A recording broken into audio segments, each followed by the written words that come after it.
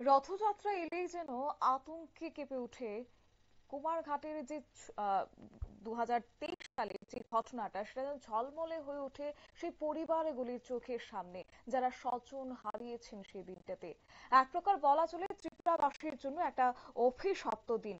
আজকের এই দিনে পবিত্র রথ টানতে গিয়ে অনেকেই মৃত্যুবরণ করেছিলেন। এই কথা মনে আসলেই যেন গা শিউরে ওঠে। 2023 সালের সেই সালটা আজও যেন দগদগে রয়েছে রাজ্যবাসীর মধ্যে, কুমারঘাটের সেই ঘটনাটি। এবং 2023 সালের 28 জুন কুমারঘাট শহরে এই ঘটনার পর আজ পাকাপাকি ভাবে দু বছর অতিক্রান্ত হতে চলেছে। পরিবারের শিশু সহ পুরুষ মহিলারা যারা মারা যাবার পর সেই মৃতার পরিবারের মানুষেরা আজও বিচার পাননি। প্রকৃত দোষীদের চিহ্নিত করে দৃষ্টান্তমূলক শাস্তির দাবিতে আজও সরব মৃতার পরিবারের সদস্যরা। কিন্তু অজ্ঞাত কারণে কেউ প্রকাশ্যে কিছু বলতে চাইছে না। কিসের ভয়, কিসের হুমকি, কিসের পিছুটান, কিসের রেষারেষি ইত্যাদি প্রশ্নের একটা উত্তর নেই। তবে মৃতার পরিবারের সদস্যরা প্রকাশ্যে কিছু না বললেও একটুও বলেছেন যে নিয়ম বহির্ভূত ভাবে সেখানে লোহার রড দিয়ে তৈরি হয়েছিল রথের সেই কাঠামো। প্রসঙ্গত, আজ থেকে 2 বছর আগে অর্থাৎ 2023 সালের 28 জুন ঊনকোটি জেলার কুমারঘাটের জগন্নাথ দেবের রথযাত্রার আয়োজন করেছিলেন ইসকনের কুমারঘাট শাখা। জগন্নাথ দেবের রথে চড়ে মাসির বাড়ি যাবেন আনন্দ উল্লাস ভক্তদের মধ্যে। আর সেদিনের ইসকন পরিচালিত কুমারঘাটের রথে পৌরাণিক রীতি ভেঙে নিম কাঠের বদলে সম্পূর্ণ লোহা দিয়ে সেই রথ তৈরি করা হয়েছিল বলে একটা অভিযোগ উঠেছিল। শুধু তাই নয়, প্রশাসনিক নিয়মকে তোয়াক্কা না করে আকাশ ছোঁয়া উচ্চতায় সেদিনের সুদৃশ্য সেই রথ নির্মাণ হয়েছিল, এমনই কিন্তু অভিযোগও রয়েছে। জগন্নাথ দেবী মাসির বাড়ি থেকে ফেরার পথে অর্থাৎ উল্টো রথের দিনে কুমারঘাটের নতুন টাউন হলের নিকটবর্তী এলাকায় দুর্ঘটনার শিকার হতে হয়েছে যারা আনন্দ উল্লাস নিয়ে এসেছিলেন জগন্নাথ দেবের সেই রশি টান দিতে। হাই ভোল্টেজ বিদ্যুৎ লাইনের রথের চূড়ার সংস্পর্শের ফলে আগুন ধরে যায় রথে। মুহূর্তেই রথের উপর থাকা কিংবা রথের দড়িকে স্পর্শ করে থাকা ভক্তদের মধ্যে ঘটনাস্থলে আগুনে জীবন্ত দগ্ধ হয়ে প্রাণ হারিয়েছেন শিশু সহ সর্বমোট 5 জন। আহত হয়েছেন অনেকেই। পরবর্তীতে আহত অবস্থায় 1 মাসের মধ্যে মৃত্যু হয়েছে আরো 5 জনের। কিন্তু এই ঘটনার 2 বছর অতিক্রান্ত হতে চললেও এখনো সেই পরিবারগুলো কিন্তু বিচার পাননি।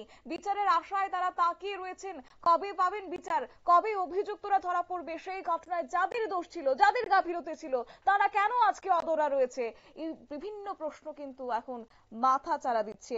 যদিও এই প্রসঙ্গে আজকে এই রথ একটা দিন অতিক্রান্ত হয়েছে রথযাত্রার উৎসব, তাই সেই জায়গায় দাঁড়িয়ে আজকে তাদের মধ্যে কি আতঙ্ক বিরাজ করতে, তাদের কি অনুভূতি রয়েছে, কি বলছেন সংশ্লিষ্টরা এই প্রসঙ্গে, শোনাবো। থেকে নিজ বাড়িতে ফিরে আসবে সেই সময়ই কুমারঘাটে একটা ভয়াবহ একটা দুর্ঘটনা ঘটে, যেখানে ঘটনাস্থলেই 6 জন শিশু সহ মারা যান এবং পরবর্তী সময়ে একে একে চিকিৎসাগত অবস্থায় আরো মৃত্যু হয়। টোটাল 13 জনের মৃত্যু হয়। তো এটার আগামী কাল 28 জুন 2 বছর পূর্তি হবে, 2 বছর সম্পূর্ণ হবে। কিন্তু এটার বিচার প্রক্রিয়া আমরা কুমারঘাটবাসী বা রাজ্যবাসী আমরা আজকে পর্যন্ত জানলাম না এটার বিচার কি হলো। কারণ ওই দিন যে রথের দুর্ঘটনা যেটা ঘটেছিল উল্টো রথের, এটার যে রোড ম্যাপ ছিল, যেদিকে রথ যায়, আমাদের হিন্দু সনাতনী মতে জগন্নাথের রথ যেদিকে যায়, ফিরা রথ বা উল্টো রথ সেই পথেই আবার যেখান থেকে বেরিয়েছিলেন জগন্নাথ দেবের বাড়িতে আবার সেদিকেই ফিরে আসে।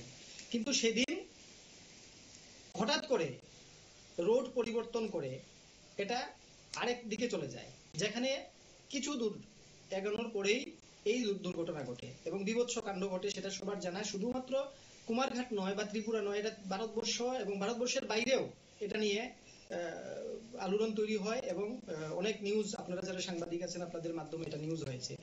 আজকের দিনেও সেই সমস্ত যারা নিহত হয়েছেন, যাদের প্রাণ চলে গেছে, এমন একাধিক বাড়ি রয়েছে যে বাড়ির সন্তান এবং তার মা ঘটনাস্থলেই মৃত্যু হয়ে গেছে। কারুর আছে স্ত্রী, সন্তান মারা গেছে, কারুর স্বামী এবং সন্তান মারা গেছে, এভাবে একাধিক পরিবার আছে, একই পরিবারে দুজন করে মারা গেছে, কিন্তু তার আপনারা শুনলেন সংশ্লিষ্টদের পক্ষ থেকে বক্তব্য, অর্থাৎ যে রাস্তা দিয়ে রথ যাবার কথাই ছিল না সেই রাস্তা দিয়ে রথ যাওয়া হয়েছে এবং যেখানে বিদ্যুৎ লাইন সেখানে সচল ছিল যথারীতি। এবং এই ঘটনায় যুক্ত থাকা সন্দেহে স্থানীয় নজনের নামে দায়ের হয়েছে মামলা, যা বর্তমানে আদালতে বিচারাধীন। কিন্তু শুধুমাত্রই কি 9 জন দায়ী ছিল এই রথের ঘটনার জন্য, নাকি এর পেছনে জড়িত রয়েছে আরো বড় মাতব্বররা? ঘটনার মূল রহস্যই বা কবে উন্মোচিত হবে, নাকি আরো অন্যান্য ঘটনার মতো এই ক্ষেত্রেও 10টি তরতাজা প্রাণ চলে যাওয়ার পরও অদৃশ্য শক্তির কারণে নতজানু হবে অপরাধ? এই প্রশ্নটা কিন্তু এখন থেকেই যাচ্ছে। যদিও এই প্রসঙ্গে এসডিপিওর পক্ষ থেকে কি জানানো হয়েছে শুনুন। বিগত 2023 সালের 28 জুন কুমারঘাটে, ঊনকোটি জেলার অন্যতম শহর কুমারঘাটে একটা রথকাণ্ড ঘটেছিল। এই ব্যাপারটা এখন কি অবস্থায় রয়েছে? আচ্ছা, ওই ঘটনাটার পরে তো একটা মামলা করা হয়েছিল আমাদের কুমারঘাট থানাতে। তো এখন অলরেডি চার্জশিট জমা হয়ে গেছে এবং লেটেস্ট খবর অনুযায়ী ট্রায়ালও স্টার্ট হয়ে গেছে। ঘটনাটা ঘটেছিল 2023 সালের 28 জুন। মামলা কবে লিপিবদ্ধ হয়েছিল? ওই দিনই লিপিবদ্ধ হয়েছিল এবং চার্জশিট জমা হয়েছিল 30/9/2023-এ। উইদিন 3 মান্থস আমরা যে আয়ু ছিল উনি চার্জশিট সাবমিট করেছিল এবং এখন এটা ট্রায়াল স্টেজে আছে। এই মামলার তদন্তকারী অফিসার কে ছিলেন? এসআই বিক্রম দাস। এই মামলায় প্রাথমিকভাবে কি কেউ গ্রেপ্তার হয়েছিলেন কি?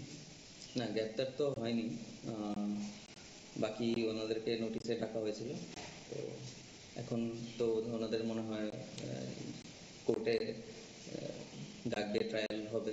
তো মৃতের পরিবারের তরফ থেকে তারা দাবি করেছিল যে প্রকৃত দোষীদের চিহ্নিত করে দৃষ্টান্তমূলক শাস্তি দেওয়ার জন্য তারা দাবি করছে। আজকের দিনও ওরা দাবি করছে। আপনি কুমারঘাটের এসডিপি হিসাবে কি বলবেন? স্বাভাবিক, দেখুন আমি তো জাস্ট দায়িত্ব নিয়েছি। আর ঘটনাটা যেটা হয়েছে এটা তো খুবই দুঃখজনক এবং স্বাভাবিকভাবে যে পরিবার হারিয়েছে মানুষ, যাদের ফ্যামিলি মেম্বারদেরকে হারিয়েছে, এটা কোনো রিপ্লেসমেন্ট বা কোনো, আমরা কি বলবো, এটার কোনো রিপ্লেসমেন্টই নেই। তো ওই ওনাদের যেই দাবি বা ওনাদের যে স্ট্যান্ড, যে যাদের জন্য এই ঘটনাটা ঘটেছে ওদের শাস্তি তো।